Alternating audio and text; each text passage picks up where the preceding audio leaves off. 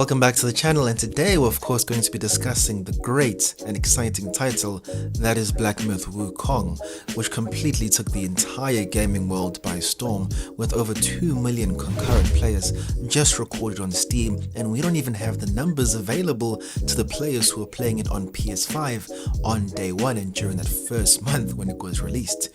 Game Science completely knocked it out of the park.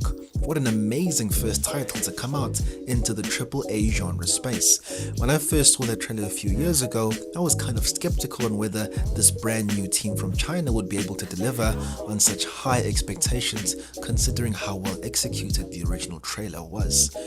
And oh my goodness, they did so well.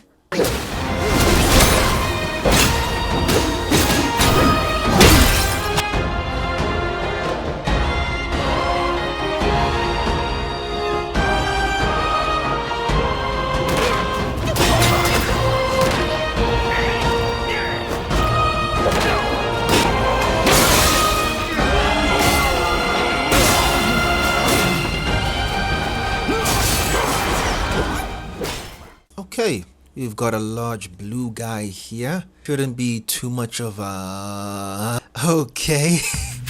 I thought we were told this game wasn't going to be a Souls-like. What is it? Okay. What is this garbage, man? How is this? Yo, man. Yo!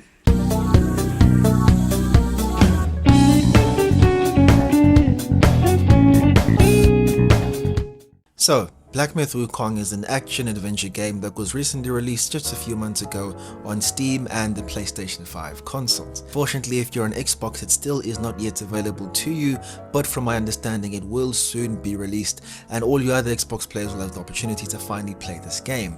But if you do have a PC that is up to the task, you'll also be able to play this game via Steam. I think it's also available on the Epic Game Store for you to go ahead and pick up this title. It is not too expensive and it is not being sold at the premier price of $60. I got it for here in South Africa for 850 Rand and I was quite happy with that. So in terms of dollars, I think that's going to be around $50 or a little bit lower, but it's a pretty affordable price for a game that rises up to the AAA quality. This is by no means a AA game, and we can start and see that right off with the spectacular visuals. Blackmyth Wukong is one of the most beautiful games you will ever play. I got the brand new 7900 GRE, a pretty solid GPU that excels at 1440p and definitely tries when you push it over to 4K. I'm using a LG Ultra Gear 27-inch IPS 144Hz monitor, and I wanted to see how well my GPU, CPU and entire system could do with this brand new game. It was definitely put to the test, and unfortunately my system was definitely humbled. Brother, even the top of the line GPU, the 4090, is being thoroughly humbled by Blackmyth Wukong, so it doesn't surprise me that the 7900 GRE isn't quite enough to run this at max settings. And so what I've been able to do is I chose a little bit of a mixed match of settings to just try and optimize it to the best, try to make the hair physics and things like that and the textures to cinematic, the highest level, and then bring a few other settings to medium and high. And from that, using TSR upscaling to around 50%, I was able to get a pretty high clarity image. I enjoyed it and it still looks very good. I have to give it to them, bro. The upscaling technology in this day and age is absolutely phenomenal. For me to be able to play this really GPU intensive game at pretty much 60 FPS consistently, even though there is a bit of traversal stutter due to the Unreal Engine 5, I know that is an issue, but it's not too bad and it's not noticeable. After hours. And yeah, just as a heads up, if you're thinking of using FSR and you have an AMD GPU for Blackmyth Wukong, I would definitely recommend you avoid that upscaling setting by any means possible. I started off using FSR as of course I'm with the 7900 GRE, the AMD RX GPU. I thought it would work best for this GPU and I'd get better performance and better overall look because I'm matching the two software and hardware together from the same company. Don't do that. TSR is far superior, and if you have DLSS FPS available to you on your Nvidia GPU, definitely choose either of those two options. They're much better and you'll get a much better gameplay and visual experience from using those upscaling options. FSR is definitely still lacking, and hopefully FSR 4 or whatever comes next when they implement AI into the upscaling technology, perhaps we'll see significant upgrades from that, but at the moment it definitely isn't at the level that it needs to be, and I would not at all recommend you use it, and especially if you're going to be using frame generation using FSR. The artifacts, the flickering of the visual impediments all over the entire game really makes it unplayable. Do not play it at that level and using frame generation. I almost dropped the game, and actually, I know I dropped the game, but I actually set the settings down to 1080p because I was so frustrated. I'm like, dude, this game looks horrible. It's like it completely ruined the intro sequence just because of that decision. So I'd highly recommend that you go ahead and you play this using TSR. It's the better option for you, and it's going to perform and look a lot better. Frame generation, in my opinion, is unnecessary. I tried to use frame generation. I'd gotten a 60 FPS mark, used frame generation. It's not an exact equal 2 times. More accurately, it's probably like a 1.5, as I'll go from 60 to around 90 FPS and go in that, like from 90 FPS to 120. That'll be the range in which it works around, and so it'll be up and down like a roller coaster. So for me personally, I prefer smoothness over everything, and I'd rather just leave it over there at 60 FPS and be locked to that frame rate. Description I've seen for Blackmyth Wukong is that Blackmyth Wukong is essentially God of War but set in China using the Chinese deities. I do not think that is an accurate description of Blackmyth Wukong. While the developers themselves have kind of moved away from the description of Blackmyth Wukong being a Souls-like, I would disagree and say it definitely is a Souls-like. The only difference between the two titles is that exploration is painfully weak, and 2, you aren't punished for death and failure. If you die, you fall off a cliff, you're defeated by a boss, you aren't going to lose your experience or your souls in this case. So you're not going to be punished for failure, but you definitely will be dying a lot. In terms of exploration, the exploration is quite weak. If you're going to be comparing it to the Souls series, it is quite weak. It's not that great. The paths, there are multiple of them, and there is no map, so you have to find your own way, and there are some secrets to find. The issue is that there isn't much of an incentive to continue and go forth in your exploration other than finding secrets and secret bosses. There's a number of them that are available for you to find, and I would highly recommend you go ahead and Google before you wrap up a chapter. Just Google a few of the secrets in that chapter.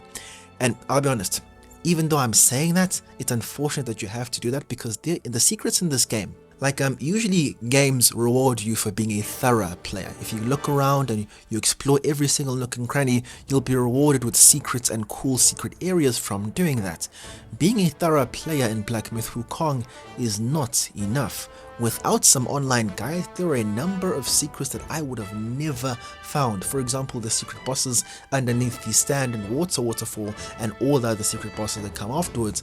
It's very difficult to find a number of these bosses if you don't know exactly where to look, and the game doesn't help you in any way to find these things.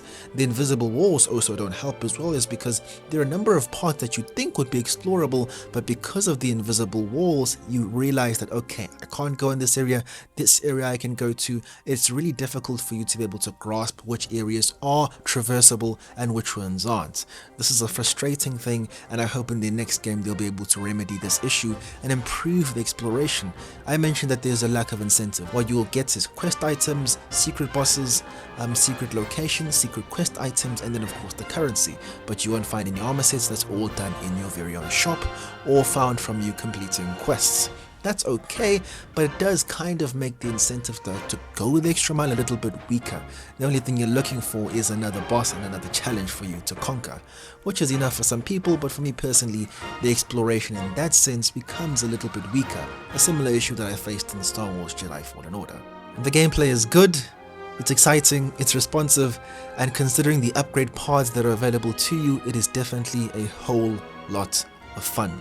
The thing is, and the question you need to ask yourself is that, do you enjoy fighting bosses on a regular basis? Because that's essentially what this game is, and that's just what the other reviewers and other people and media companies have reported well. Black Myth Wukong is definitely a boss rush, and the things that happen in between point A and point B aren't exactly that interesting, but the conclusion of point A to point B is the highlight of the entire game. There is a huge, ridiculous amount of bosses in this game, and if you don't like fighting bosses, perhaps this is not the game for you. Perhaps go out and try a Souls-like game, or play an action-adventure game which doesn't place a huge amount of focus on bosses, because this is what Black Myth Wukong is all about. Sun Wukong, the deity who we're essentially playing as, I have absolutely no idea who he is other than knowing that Goku from Dragon Ball Z is based upon this character. No idea who he is, so it's cool to see his character and his story being adapted into modern entertainment. It's cool to see him in this gameplay format, and due to that, we, I guess, have a better understanding of who these characters are. The story isn't presented in any conventional way.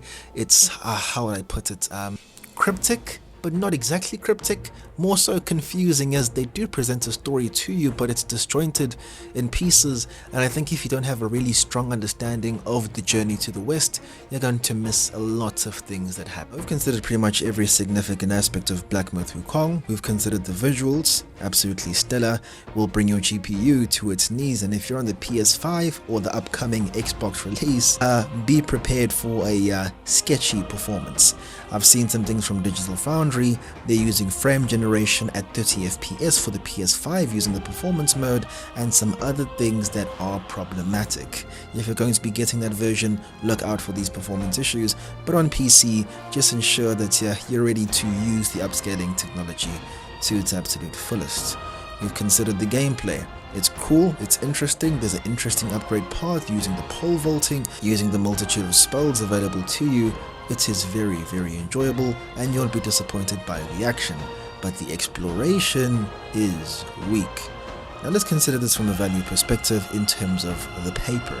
Now, if you're over on PC, you definitely are going to be enjoying yourself, as this game is only at a meager, hey, but in this economy ain't nothing meager about this, a $50 price tag. If you're here in South Africa, via Steam and Epic Game Store, you can get the game for 850 Rand. Now what interested me is something that hasn't happened in the gaming industry for quite a while.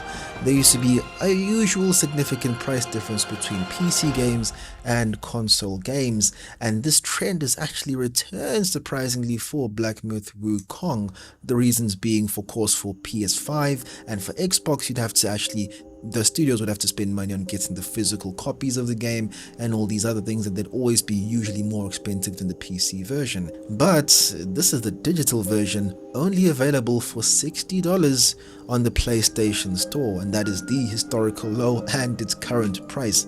The price won't be going down anytime soon, so if you're on a digital edition of the PlayStation 5, you are locked onto the PlayStation Store and will have to pay full price.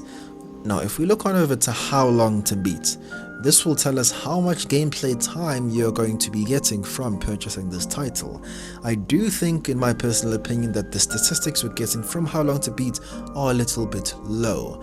By the time I was close to the completion of chapter 3, I had about 40 hours, and by the time I pretty much wrapped up most of the game, I was closer to about 70 and 80 hours. Of course, some of that time is also like some idle time when you're like on your phone and doing something else, but it was around that time period, and it's much closer to the completionist statistic than anything else.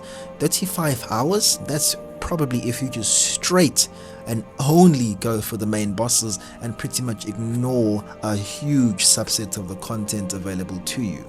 Your skill level is also obviously going to determine how long it takes you to complete the game. Now, final rating for Black Myth Wukong. In my personal opinion, Black Myth Wukong gets a great and solid 8 out of 10. Now, looking at the subreddit, and many other people are quite unhappy that Black Myth Wukong was given this rating. When a game gets a 9 or a 10 out of 10, it is one of the best and most special games released in the essential generation or in the past 10 to 5 years. Blackmyth Wukong is a very cool and a great and impressive title from a debut studio in the AAA space, but it is not a game that is going to be setting the standard for anything other than visuals. Blackmyth Wukong is a cool game, but it is thoroughly lacking in terms of exploration, and the thing is, the bosses are hit or miss in multiple occasions. Because of the sheer quantity of bosses they filled into this game, there are a large contingent of bosses which are absolutely forgettable in this entire game, and some of them are quite easy, and then you get a huge difficulty spike just out of nowhere. There are many forgettable enemies and bosses in this game, and that is a significant flaw in Blackmyth Wukong. It's a solid game which I would recommend you buy and support them, as these are brand new developers and there's only can be more exciting things on the way. Considering the huge amount of revenue this game got, I am excited for the DLC that will be released. Right now I'm actually playing Baldur's Gate 3. I'm quite enjoying that as well, and during my playthrough of Blackmyth Wukong, Baldur's Gate 3 really did kind of steal away some of those hours, which actually resulted in this review actually being quite delayed because I was enjoying that game so much. I just needed a story-driven experience, as I was playing a lot of games that were just focused on the gameplay. Thank you all for joining me for another video. I will check you guys next time.